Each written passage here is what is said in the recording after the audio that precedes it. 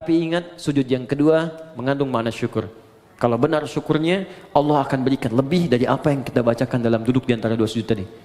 Penghambaan yang paling luar biasa tajam, kecuali saat manusia bisa menundukkan kepalanya menyentuh ke dalam lantai yang ia pijak. Perlakukan dunia seperti bayangan. Bismillahirrahmanirrahim. 4 keadaan yang doanya seketika akan dikabulkan oleh Allah kalau benar caranya. Ada saat berdiri, kedua saat ruku, ketiga saat sujud, dan keempat sesaat sebelum salam. Untuk yang ini saya akan berikan perhatian lebih karena jarang banyak orang fokus di sini saking ingin cepatnya selesai sholat. Jadi baru tahiyat udah pengen salam gitu kan. Makanya Allah taruh tuh di bagian terakhir sebelum salam, ada peluang saat kita membacakan doa itu seketika kalau benar doanya bisa dikabulkan. Kalau dalam posisi itu Anda diminta dan dimohon untuk memberikan sesuatu atau meminta sesuatu, kira-kira apa yang harus kita mintakan? Kan dulu ada tayangan di TV dalam 1 jam harus menghabiskan uang sekian, bingung kan mau beli apa aja. Sekarang dalam sekian menit, sekian detik Anda harus meminta, dan kalau diberikan itu akan dikabulkan. Kalau Anda minta kan berpeluang dikabulkan. Anda mau minta apa? Nanti akan diajarkan oleh Nabi beberapa kalimat yang kalau Anda bacakan itu akan diberikan semua yang terbaik dunia, alam kubur, dan akhirat. 3 dimensi kehidupan. Karena nanti ada yang cuma minta dunia saja. Quran surah kedua ayat 200, wa minan nasi may yaqulu rabbana atina fid dunya. Terus bukan jangan harang, itu yang ayat 201. Wa minan nasi may yaqulu rabbana atina fid dunya wa ma lahu fil akhirati min khalaq. Ada dari sekian manusia yang orientasi hidupnya cuma minta dunia saja. Yang penting dunia sukses. Dia nggak berpikir akhirat. Akhirat gimana nantilah. Alam kubur nanti aja. Pokoknya dunia saya pengen raih dulu nih. Dia yang paling hebat, popularitas harus paling tinggi, kedudukan paling hebat, harta paling banyak. Itu aja. Gak ada yang lain. Tapi ada yang hebat di ayat 201-nya. Wa minhum may yaqulu rabbana atina fid dunya hasanah wa fil akhirati hasanah wa qina adzabannar. Dia merasa saya akan pulang. Saya akan wafat. Saya nggak akan selamanya di dunia. Dan saya sudah diperlihatkan orang-orang yang wafat di hadapan saya. Bahkan saya yang memandikan, saya yang menyolatkan, saya yang mentalkinkan. Dan saya yakin besok lusa, saya yang wafat. Dan saya punya keyakinan besok ada kehidupan setelah saya wafat. Karena itu saya siapkan amalan-amalan yang hasilnya saya akan nikmati kemudian hari. Maka orang ini punya visi untuk akhiratnya, bukan hanya sekedar untuk dunianya. Maka dia siapkan, saya pengen dunia nikmat dan akhirat nikmat. Ini rumus dalam Al-Quran. Ketika Anda mengejar akhirat, maka dunia akan ikut di belakangnya. Gak akan rugi. Karena akhirat itu, dunia pasti nempel. Tapi kalau Anda ikut dunia, akhirat belum tentu mengikutinya. Contoh begini, zakat itu kan akhirat kan? Zakat akhirat ya, bukan dunia. Awas. Tapi bagaimana Anda bisa berzakat kalau nggak ada dunianya? Oke, Anda mau zakat 25 juta. Zakat itu kan 2,5%. Berarti Anda harus punya berapa? 1 miliar kan? 1 miliar untuk berzakat 25 juta. Karena itu orang-orang dulu mengejar kekayaan itu bukan untuk nyari dunia, tapi supaya bisa zakat. Abdurrahman bin Auf mengejar kekayaan sampai paling kaya nomor 1, kapaknya terbuat dari emas. Apa motivasinya? Supaya saya bisa zakat, supaya saya sedekah, supaya saya infak. Ya. Jadi motivasinya ke situ. Begitu dikejar untuk zakat, infak, sedekah, dunia ikut. Coba, yang dapat 1 miliar padahal yang keluar cuma 25 juta. 975 jutanya silahkan nikmati dunia Anda. Tuh. Jadi orang yang mengejar akhirat, dunianya pasti ikut. Tapi orang kalau ngejar dunia saja, akhirat belum tentu. Anda kesini mau taklim, dunia ikut kan? Makanan di luar banyak tuh. Dunia tuh. Kue banyak. Saya kalau taklim tuh taklim, tukang somai, tukang ini, tukang ini. Dunia ikut semua. Tapi kalau sengaja beli somai, belum tentu dapat taklim. Sederhana ya. Woi, sekarang plus templar lagi. Oke, jadi visi mengejar akhirat itu tidak harus kemudian meninggalkan dunia. Karena otomatis Ibnul Qayyim Al-Jauziyah beliau berkata, perlakukan dunia seperti bayangan. Bayangan. Kalau dikejar itu gak akan pernah ketangkap. Ayo bikin perlombaan musyawarah ngejar bayangan, tangkap gitu. Silakan akan ketemu. Tendangan tanpa bayangan, bayangannya aja nggak bisa diikutin. Ya? Baik, silakan. Maka kata Ibnu Qayyim Al-Jauziyah, cara menangkap bayangan jangan dikejar. Berbalutlah Anda, berjalanlah, maka dia akan mengikuti. Maka dunia seperti bayangan yang ketika Anda tinggalkan bergalit, dia akan mengikuti Anda dalam kehidupan. Jelas sampai sini? Baik, ayatnya nanti bisa kita kumpulkan teman-teman. Sekarang saya sempurnakan dulu, setelah itu kita bisa berdiskusi pada hal-hal yang mungkin ini kita dialogkan insya Allah. Oke, sujud yang pertama, kita diminta oleh Allah kemudian untuk merendahkan diri kita, menyempurnakan penghambaan kita kepada Allah Subhanahu wa Ta'ala. Tidak ada penyembahan yang sempurna, ketaatan yang paling dalam, penghambaan yang paling luar biasa tajam, kecuali saat manusia bisa menundukkan kepalanya menyentuh ke dalam lantai yang ia pijak. Jadi ketika seseorang sudah mulai bersujud, itu pertanda dia sudah merendahkan diri yang paling dalam. Dulu orang-orang di zaman dulu ada Persia, ada Romawi, bahkan ditiru kemudian oleh kerajaan-kerajaan di Nusantara di masa-masa lalu sebelum datang Islam. Untuk kemudian menghormati rajanya, dia ada yang bersujud, ada yang ruku seperti ini sudah kita bahas, ada yang sujud kemudian dia menempelkan bahkan kepala di lantainya untuk menandakan kepatuhan kepada rajanya. Apa yang didapatkan dari raja-raja dunia ini? Maaf, tidak seluruhnya diberikan. Tidak semua kebutuhan diberikan. Belum tentu dia sehat diberikan obat. Belum tentu keperluannya diberikan. Belum tentu dia gelisah ditenangkan. Tapi kemudian Allah berfirman, datang padaku, sujud kepadaku, ketika engkau sujud, aku berikan apapun yang kau butuhkan dalam kehidupan. Bahkan turun Quran surah ke-48 ayat 29 yang pernah kita bacakan di pertemuan lalu. Muhammadur Rasulullah walladzina ma'ahu asyidda'u 'alal kuffar ruhama'u bainahum tarahum ruk'an sujjada yabtaghuna fadlan minallahi wa ridwana. Umat Muhammad SAW itu tegas pada segala hal yang menyimpang, tapi juga penyayang terhadap sesamanya. Anda akan lihat mereka sering ruku dan sujud. Saat posisi sujud itulah dia kemudian bermohon kepada Allah semua kemuliaan yang mampu dia dapatkan. Itu tantangan. Jadi begitu Anda merendahkan di hadapan Allah, maka Allah berikan apa yang kamu butuhkan, aku akan berikan. Maka keluarlah hadis Nabi SAW. Perhatikan baik-baik kalimat Nabinya yang disampaikan dari Ibnu Abbas, an Ibnu Abbas radhiyallahu taala anhuma. Hadis riwayat Ibnu Abbas, semoga Allah meridai kepada beliau dan kepada kedua orang tuanya. Anin Nabi sallallahu alaihi wasallam, beliau menerima riwayat ini dari Nabi sallallahu alaihi wasallam. Perhatikan kalimatnya, aktsirud du'a. Jika Anda dalam posisi sujud, maka perbanyak permintaan. Doa. Minta, minta, minta, minta, minta. Ada seorang datang kepada Nabi, ya Rasulullah, tolong doakan saya masuk surga. Tolong doakan saya masuk surga. Apa jawab Nabi? Fa'inuni bikasratis sujud. Maka bantu saya dalam doa itu dengan engkau beramal memperbanyak sujud. Bahkan untuk surga pun sujud. Untuk dunia mau minta, silakan. Karena itulah di kesimpulan terakhir, orang yang sujudnya benar, ketika dia sujud menghambakan dirinya, dia katakan subhana rabbiyal a'la, maha suci Allah yang paling tinggi di antara semua yang pernah dapati dalam kehidupan. Wa bihamdi, aku memujinya. Subhanakallahumma bihamdika Allahumma ighfirli, aku minta ampun ya Allah kalau selama ini aku salah dalam penghormatan, salah dalam penghambaan. Ampuni saya ya Allah. Maka bangkit dia, didudukkan oleh Allah. Kata Allah, silahkan mau minta apa, aku berikan apapun yang kamu butuhkan. Maka Nabi ajarkanlah duduk di antara dua sujud untuk meminta kepada Allah beberapa permintaan yang kita butuhkan. Rabbi firli, warhamni, wajburni, warfa'ni, warzukni. Dari sekian yang kita bahas di pertemuan yang lalu, ada 7-8 permintaan. Silahkan minta.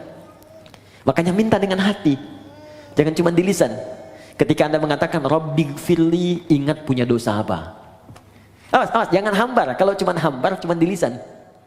Kalau cuma minta di lisan, itu sudah banyak yang mengerjakan. Ada orang Arab Baduy dulu begitu. Dan dikoreksi oleh Al-Quran. Buka Quran surah ke-49, ayat ke-14.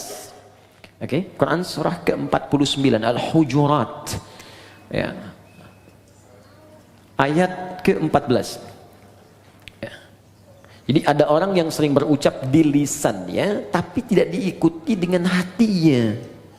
Jadi nggak ada kekhusyuan, nggak ada kenikmatan dalam jiwanya, nggak meresap permintaannya. Kalau dalam sujud yang kedua, kita sujud, fikihnya, kalau bicara fikih bukan hikmah, maka dikerjakan mutlak seperti Nabi menunjukkan. Ya, sallu kama ra'aitumuni usalli, salatlah kalian seperti melihat aku salat. Jadi fikihnya, setelah kita duduk di antara dua sujud, sujud kembali. Posisinya seperti yang pertama, menempel 7 plus dengan tambahan hidung.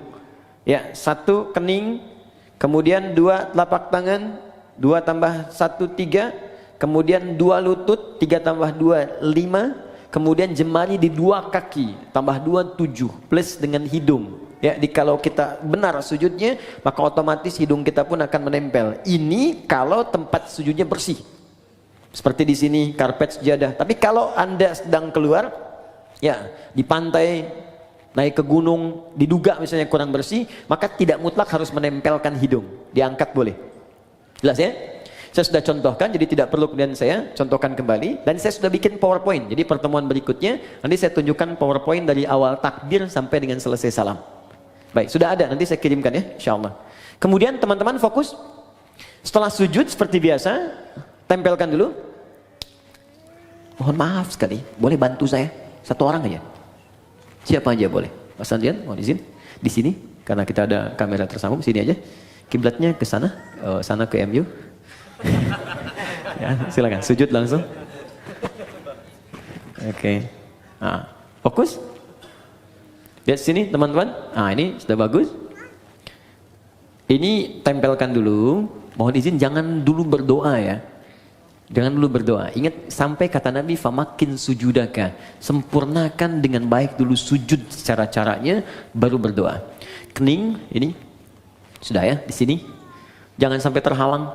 Ingat pakai peci itu untuk menutup rambut. Jadi kalau kira-kira rambutnya pendek atau tidak ada rambut sama sekali, tak pakai peci pun gak ada masalah. Jelas ya? Baik, kemudian ini di telapak tangan 2. Ini agak dibuka ya. Sudah cukup baik, agak dibuka. Yang penting nggak ke sini ya, cukup di sini. Agak dibuka sehingga tidak dirapatkan ke sini. Ini hati-hati ada yang dilarang oleh Nabi, jangan kau tempelkan ini siku di sini sehingga menutup diafragma. Di saat sedang sujud kan darah dipacuk kencang dari jantung ke otak. Begitu kita tempelkan di diafragma itu bisa terhambat. Bisa meninggal orang kalau terlalu lama. Dibuka, ilustrasinya kata Nabi sampai anak kambing bisa lewat. Ingat anak kambing itu kan zaman Nabi orangnya besar-besar. Ya, jadi wajar lewat itu cuma ilustrasi bahasa kiasan. Maksudnya ada ruang di sini, bukan Anda ukur. Mama sini, sholat yang benar. Anak kambing mana? Anak kambing. Tidak ya. Ini 2 lutut sini. Kemudian ini ditutup, bukan dibuka begini. Sudah saya terangkan, ditutup begini. Ini sudah bagus. Nah, sudah seperti ini baru berdoa. Ah, biarkan nikmat dulu, tekan sampai di kepala ini terasa enak, di kening. Ini masih hidup ya? Ya, alhamdulillah. Jadi tenang dulu, enak. Setelah merasa, biasanya awal-awal pusing. Awal-awal pusing biasanya. Nanti setelah itu enak, baru berdoa. Bangkit. Alhamdulillah. Nah, sudah duduk di antara 2 sujud, kan? Kemudian sujud kembali seperti tadi yang pertama. Baik, ini yang kita lakukan serupa. Jadi fikihnya tidak ada yang berubah. Sujud kedua sama seperti sujud yang pertama secara fikih. Bacaannya pun tidak berubah. Sama. Ya, subhana rabbiyal a'la atau subhana rabbiyal a'la wa bihamdi atau subhanakallahumma bihamdika Allahumma ighfirli. Silahkan dipilih. Jelas. Tapi ingat pesan saya baik-baik. Itu bacaan tadi itu hanya pengantar pada doa. Ingat, bacaan formal pengantar doa. Ingat pelajaran kita yang lalu. Setelah itu minta kepada Allah. Apa yang kita mintakan? Ingat baik-baik. Sujud pertama kita minta silakan dalam hati. Rasakan apa yang kita mohonkan. Bangkit, duduk di antara 2 sujud. Diajarkan oleh Nabi. Ini permintaan ini yang kamu bacakan. Kemudian kita sujud lagi. Bacakan seperti yang pertama. Tapi ingat, sujud yang kedua mengandung makna syukur. Kalau benar syukurnya, Allah akan berikan lebih dari apa yang kita bacakan dalam duduk di antara 2 sujud tadi. Bahkan ada orang yang belum minta, sudah Allah berikan. Seperti Maryam tadi, gak minta, Allah sampaikan. Seperti Luqman dengan anaknya, yang bukan Nabi, bukan Rasul. Seperti Umar pernah mendapatkannya. Seperti Abu Bakar pernah meraihnya. Seperti Ali pernah mendapatkannya. Bukan Nabi, bukan Rasul, tapi mendapatkan kemuliaannya. Paham sampai sini? Nah sekarang, ketika sudah sujud, kemudian bangkit, baik tahiyat ataupun bangun kembali, Ada satu PR yang harus kita praktekkan dulu. Kata Allah, kamu syukur, saya tambahkan. Bagaimana cara bersyukur dan apa itu syukur? Kita bahas ini kurang lebih 1-5 menit. Setelah itu kita cukupkan, kita buka untuk diskusi. Sepakat? Oke, silakan Mas. Jazakallah khair. Syukur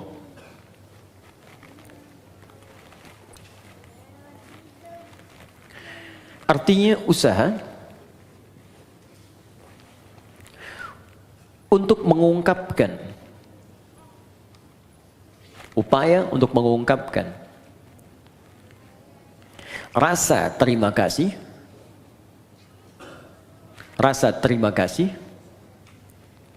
dan kebahagiaan, upaya untuk mengungkapkan rasa terima kasih dan kebahagiaan atas nikmat yang diperoleh, upaya untuk mengungkapkan rasa terima kasih atau kebahagiaan atas nikmat yang diperoleh. Perhatikan bagian ini rahasianya. Perhatikan bagian ini. Dengan cara menggunakan nikmat itu sesuai dengan ketentuan yang Allah tetapkan. Dengan cara menggunakan nikmat itu sesuai dengan ketentuan yang telah Allah tetapkan. Awas, bagian terakhir ini sangat penting. Ini yang paling penting. Contoh. Yuk, masih ingat teman-teman? Dalam duduk di antara dua sujud apa yang kita ucapkan pertama kali? Rabbil firli. Ya Allah, ampuni aku. Orang yang sudah diampuni oleh Allah, maka cirinya organ tubuhnya akan dijaga oleh Allah dari perbuatan maksiat. Lalu kita bersyukur. Sujud, ya Allah terima kasih. Engkau ampuni dosaku. Maka ketika Anda bangkit lagi, utamanya selesai sholat kita, maka buktikan nikmat yang telah Allah berikan kepada kita itu dengan berusaha menjaga tubuh kita untuk digunakan pada hal yang telah Allah tetapkan. Contoh, kata Allah, mata itu hanya boleh melihat yang ini, yang baik-baik, yang tak baik palingkan. Turun Quran surah ke-24 ayat 30 untuk laki-laki, 31 untuk perempuan. Qul lil mu'minina yaghuddu min absarihim. Katakan pada pria-pria yang punya iman. Masih ingat tadi di awal? Iman bersanding dengan salat. Alladzina yu'minuna bil ghaib wa yuqimunas shalah. Iman bersanding dengan salat. Katakan pada pria-pria yang punya iman. Katakan pada pria-pria yang telah salat. Ayat 31-nya wa qul lil mu'minat. Katakan pada perempuan-perempuan yang punya iman. Katakan pada perempuan-perempuan yang telah salat, yaghuddu min absarihim, yaghuddna min absarihinna. Pandangannya, matanya gunakan untuk melihat yang baik saja. Jika yang ditatap itu tak baik, maka palingkan. Disebut dengan ghaddul basar. Maka jika Anda ingin mensyukuri nikmat ampunan Allah, maka gunakanlah kemudian tubuh kita untuk digunakan pada semua ketentuan yang telah Allah tetapkan. Mata, apa ketentuan mata? Telinga, apa ketentuan telinga? Lisan, apa ketentuan lisan? Sampai ke ujung kaki. Jelas? Di ketika Anda ingin mendapatkan ampunan Allah, kata Allah, saya ampuni. Baik, buktikan, jaga ampunan itu. Ini bukan Allah sudah bersihkan, Anda pakai maksiat lagi. Habis sholat, bicarain orang lagi. Yang dibicarakan kadang-kadang imamnya juga. Sialan tuh imam. Harusnya makmum dia benar. Baca kepanjangan. Maghrib baca Yasin. Bisa. Baru salam gitu kan. Tapi banyaknya di tarawih kan. Waladhdallin amin. Yasin. Malam pertama lagi. Allahu Akbar. Saya pernah tuh, itu baru hari pertama saya jadi santri. Begitu masuk pesantren di Garut, imamnya pas angkatan terakhir di kelas paling akhir, kelas 6. Dia baca madnya paling tinggi, paling panjang yang 6 harokat. Bismillahirrahmanirrahim. 6 harokat. Ya, kalau sekarang bingung, jadikan detik. Kalau kami mengajarkan pakai detik. 1 detik itu 2 harokat. 2 detik 4 harokat. 3 detik 6 harokat. Di detik itu lebih mudah. Tak, tak, tak. Lihat. Alhamdulillahi Rabbil Alamin. Ar-Rahmanir-Rahim. Maliki Yaumiddin. 6 harakat panjang sampai waladhdallin. Jadi ketika dia baca 6 harakat itu kan lewat dari 3 menit. Al-Fatihah aja. Udah begitu, selesai waladhdallin, amin, Yasin. Wah, saya hari pertama masuk pesantren, malam pertama tarawih, pakai Yasin. Di hati tuh begini aja. Tapi Allah Maha Adil. Allahu Akbar. Jadi begitu selesai Yasin, Allahu Akbar. Itu tuh. Tapi tidak harus ditiru tuh yang begitu ya. Ya. Oke, lihat balik sini. Teman-teman fokus. Jadi begitu caranya. Ya, telinga jaga, lisan jaga. Jadi jangan sampai saat sholat diampuni, habis sholat maksiat lagi. Ini menunjukkan ada yang salah dalam sholatnya. Tuh, sampai nangis anak-anak tuh. Nah, banyak yang begitu. Ya sayang, nggak apa, mau coklat. Oke. Ada berapa? Satu orang? Tolong ke belakang. Rizki. Saya tutup. Kalau ini standar ya. Ini yang sering orang keliru. Rizki bisa materi, uang, benda, pakaian, kendaraan, makanan, rumah, dan sebagainya. Oke, kita praktek dulu, fokus, praktek dulu. Kita minta warzuqni, ya Allah berikan aku rizki. Allah jawab. Dan kadang banyak orang tidak sadar, mungkin kesuksesan yang Anda dapatkan sekarang, itu atas doa Anda saat sholat. Anda pengen punya kedudukan, kata Allah saya berikan. Anda pengen punya harta, saya berikan. Anda ingin popularitas, sukses karir, saya berikan, kata Allah. Tapi berapa banyak yang Allah berikan atas doa yang dimintakan dan dikabulkan itu kemudian yang disyukuri. Anda sujud, bangun, kata Allah syukuri.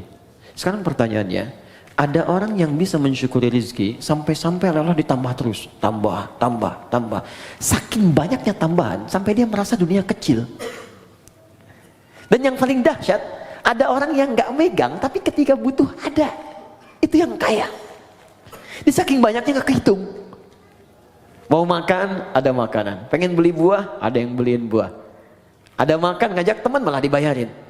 Ya, jadi apa yang dia kerjakan tuh Allah cukupkan, cukup. Tapi dia aja nggak punya beban. Ya, nggak capek, kendaraan nggak ngurus-ngurus, mau berangkat ada yang jemput. Kadang-kadang dia telunjuk tangan begini, taksi berhenti, gitu kan? Wah, pokoknya luar biasa lah. Betul, pas bayar dibayarin. Nah, bagaimana cara mendapatkan rumus-rumus dimudahkan oleh Allah? Kata Allah syukuri. Nah, kembali ke konteks tadi di awal, syukur itu menggunakan nikmat yang Allah berikan sesuai ketentuan yang Allah tetapkan. Contoh, maaf, saya tidak bermaksud untuk menyampaikan hal-hal yang kurang berkenaan, tapi ini untuk introspeksi kita. Allah katakan, cari pakaian untuk menutupi aurat. Anda minta, ya Allah warzuqni, berikan saya rezeki. Kata Allah, ini saya kasih.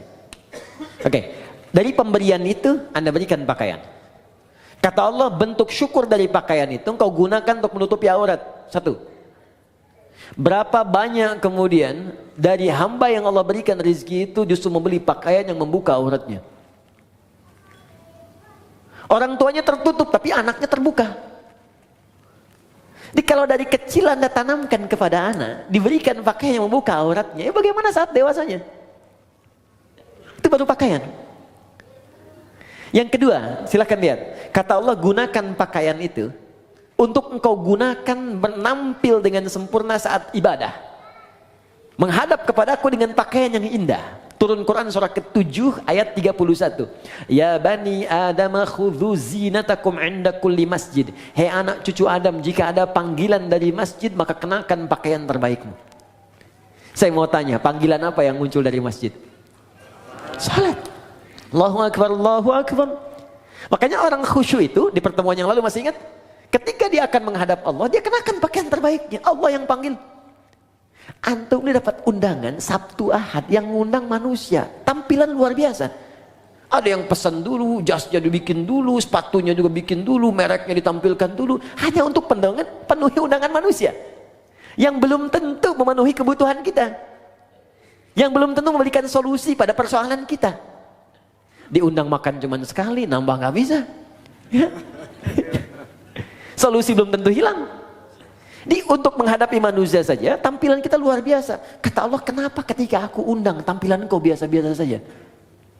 Kan kurang adil, Bu, Pak, teman-teman. Yang paling unik yang dipakai di olahraga, itu pula yang dipakai dalam sholatnya. Ada yang dipakai kemudian rekreasi, itu pula yang dipakai dalam sholatnya. Apakah salah? Tidak, sah menurut hukum. Tapi untuk bentuk syukur yang sempurna, itu belum paripurna. Jelas sampai sini? Baik. Saya kasih rumus begini. Ini rahasia. Tapi saya coba dan hasilnya luar biasa. Baik, fokus baik-baik ya. Jadi begini. Kalau kita dapat rezeki, sekali lagi ini rahasia. Kalau kita dapat rezeki berupa materi, rumus cepatnya pakai dulu untuk ibadah. Pakai untuk ibadah dulu. Sehingga pertama hisab kita akan ringan di hadapan Allah.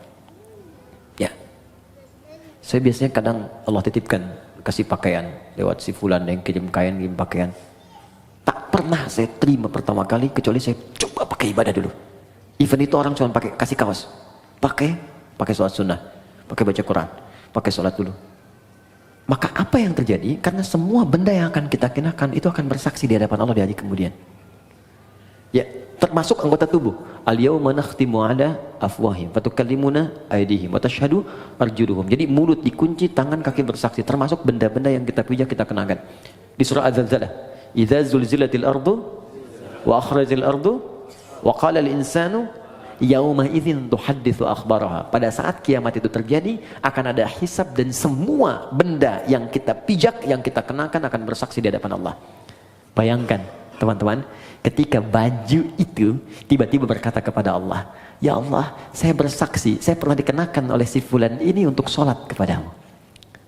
Ya Allah, saya bersaksi dikenakan oleh si fulan ini, ya Allah, bangun tahajud mengenakan aku. Allahu Akbar.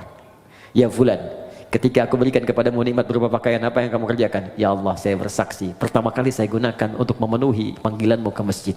Maka sepatu itu berkata, benar ya Allah, Anda gunakan. Buka pintu, rumah Anda, masuk ke ruangan kamar Anda, buka kemudian lemari pakaian Anda, coba lihat setiap helai pakaian Anda, berapa banyak yang sudah digunakan untuk ibadah. Jangan-jangan ada di antara pakaian itu yang hanya dipakai untuk digunakan maksiat saja selama hidup. Maka saran saya, cepat tutupi dengan ibadah sebelum dia bersaksi di hadapan Allah dan memberatkan timbangan Anda pada keburukan. Anda sudah minta motor, sepeda aja belum bisa membawa Anda ke masjid. Ya Allah, aku pengen motor. Kamu ini gimana? Minta motor, beban kamu akan berat. Sepeda aja belum mampu mengantarkan kau ke masjid. Itu si fulan, sepeda dia nggak punya, motor nggak pernah mimpi, mobil nggak pernah berharap. Kakinya bisa dipakai mengantarkan dia ke masjid. Jarak dia ke masjid 2 kilo. Kamu cuma 20 meter ke masjid. Sepeda sudah saya berikan, motor sudah saya limpahkan, mobil saya anugerahkan, mereknya bermacam-macam, belum mengantarkan kau juga. Maka nikmat apalagi yang harus aku berikan kepadamu supaya engkau mau berangkat ke masjid itu. Jadi kalau ada teman-teman mengatakan warzukni, ini hati-hati ya. Anda meminta dalam sholat warzukni, ya Allah berikan aku rizki, dan sudah Allah limpahkan, tapi rizki itu belum mampu mendekatkan Anda kepada Allah, maka mesti berhati-hati. Jangan-jangan ada istidraj di dalamnya. Istidraj. Limpahan yang terasa nikmat, tapi di balik itu ada kumpulan azab yang sedang menunggu. Maka segera bertobat, coba dicek. Punya sepeda, pernah dipakai untuk mengantar ke masjid belum? Pernah dipakai ibadah belum? Punya motor, pernah dipakai ibadah belum? Punya mobil, pernah dipakai ibadah belum? Pakaian berapa banyak pernah digunakan ibadah? Tulisan pena, handphone, berapa banyak dipakai maksiat? Bandingkan dengan taatnya. Semakin banyak ditata oleh kita untuk kepada hal-hal yang baik, syukur, maka semakin Allah akan tambahkan kepada kita nikmatnya. Itu gambarannya. Kalau ada yang macet di pertengahan, bukan karena dihambat, mungkin nikmat yang sudah ada belum dimaksimalkan untuk berbuat taat kepada Allah Subhanahu wa Ta'ala. Jelas sampai di sini? Oke. Karena itu kita cukupkan dulu sujud yang kedua, selesai kemudian tinggal aplikasinya. Ya, teman-teman, rezeki banyak ya. Ada anak-anak tuh, anak cucu. Berapa yang sudah diinvestasikan pada kebaikan? Ingat, ketika Allah sampaikan jaga diri dari neraka, itu yang disebutkan pertama keluarga. Fokus. Qu anfusakum wa ahlikum nara. Jaga diri dan keluargamu dari neraka. Diri keluarga, anak, pasangan, orang tua, ayah, suami, istri, selalu itu yang disebutkan. Itulah rizki. Ya, saya cukupkan sampai di sini.